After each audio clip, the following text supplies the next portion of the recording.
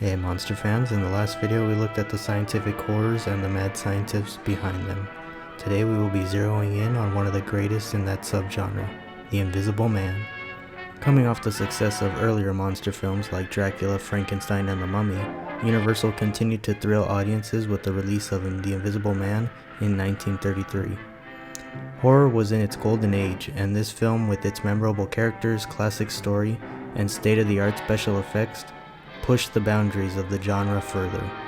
The Invisible Man is based on a story by H.G. Wells, and it follows a scientist named Jack Griffin who develops a formula which turns him invisible, and he can't seem to make himself visible again. And the formula, unfortunately for him, makes him more insane and power-hungry the longer he stays invisible. At the start of the film, the Invisible Man is given a mysterious and grand entrance. He stops at the village inn to take shelter to try to work on the way back from invisibility. He overstays his welcome, and as the villagers begin to pry on him, he grows more frustrated with them, which leads us to one of the greatest reveal scenes in horror history. The reveal that he is invisible sets off the entire film, and he begins his reign of terror, which ranges from practical jokes on the village people to murder of local policemen. Although there is a lot of death and destruction in this film, more so than other Universal monster films, it's also probably one of the funniest of these films. It has quite a bit of dark humor in it, much of which comes from film's director, James Whale, who incorporated dark humor in his other Universal monster movies, like Frankenstein and especially Bride of Frankenstein. Whale brings in one of his favorite actresses, in which he also used in Bride of Frankenstein, Una O'Connor.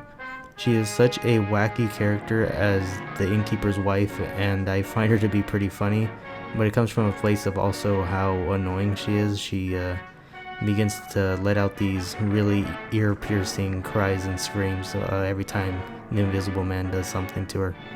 She adds a lot of great comedic relief to the film, along with the Invisible Man himself. He takes great joy in some of his practical jokes.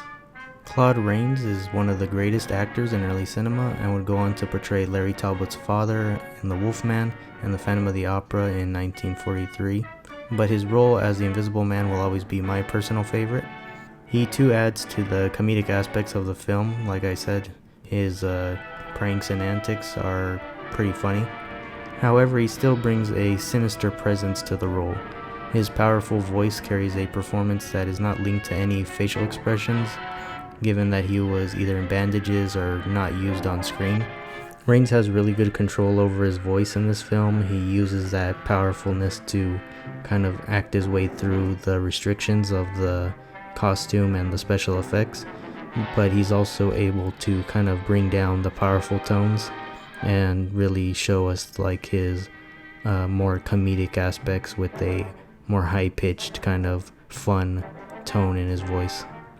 Having both been released in 1933, The Invisible Man next to King Kong made it a milestone year in special effects. The invisibility effect still today leaves modern audiences wondering how it was achieved in the early 30s. When The Invisible Man had no clothes, the effect was achieved using wires to make the objects move to make him seem like he was kind of messing with things. But when he had an article of clothing on, Claude Rains was shot in completely black velvet suit against a black velvet background, and then the shots were combined with a shot of a location and where the scene took place. This overlap created the great special effect that seems a little tame nowadays, but for the 1930s I'm sure that people were left with their jaws dropped. Although the other actors in the film like Gloria Stewart turn in a great performance, my biggest issue with the film is that when it detracts from the Invisible Man himself, it does lose some of that fun factor. I do think that Rains' performance is just so good that he kind of overshadows everybody else. But fortunately, their scenes with the Invisible Man are greater than the scenes with just the other characters, so that's just like one minor kind of nitpick I have with the film.